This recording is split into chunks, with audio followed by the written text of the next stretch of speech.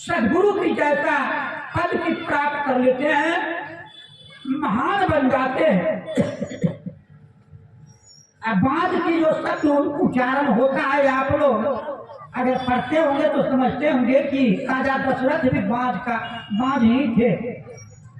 साथ साथ आप लोग भी जानते होंगे कि शंकर भगवान का अपना बेटा कौन कौन है, इसलिए पार्वती बाँध कहलाई। लेकिन संसार में पूजा बाँध के भी होता है, और राजा दशरथ के है, लेकिन पूजा उनको लड़का तो देखिए राम जन्म लिए।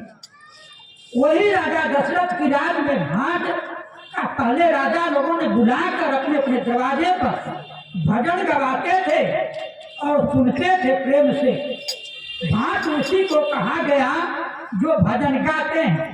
लेकिन पहले जो त्रेता युग में भाट को सदगुरु कबीर ने तारे, कहा कि भाट विचित्र मदोदर तारे, चक्रवर्ती कमलापति नारी, ये सब लेकर सतलोक सिधारे।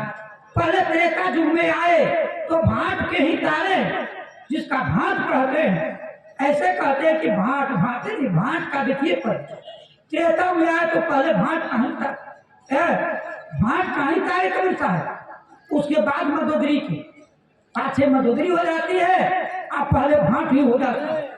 इसलिए हर युगों में कबीर साहब ने आए और आकर सभी को चेताए। तो देखिए कर्म अपना कर्म से विचलित नहीं होना चाहिए। आफत तो संसार में जन्म लिए हैं तो आता ही रहेगा और जाता ही रहेगा। जैसे प्राकृतिक जो है, देखिए प्राकृतिक का यह धर्म है, ठंडी चला गया, अब गर्मी का मौसम आ गया, अब गर्मी का मौसम आ गया, इसका आगे जो है बरसात आ जाएगा, समझ गए? तो वर्षा के मौसम चल आएंगे, अब फिर जो है धूप काला भी आता है, ऐसा धूप करेगा कि हम लोग का प्राण निकाल देगा। इसलिए कहता है कि 4 ऋतु है, कि मौसम बदलते रहते हैं, वैसे हमारे आपका जीवन जो है संकट से गुजरते रहते हैं और निकलते रहते हैं। तो संकट से कभी घबराना नहीं चाहिए।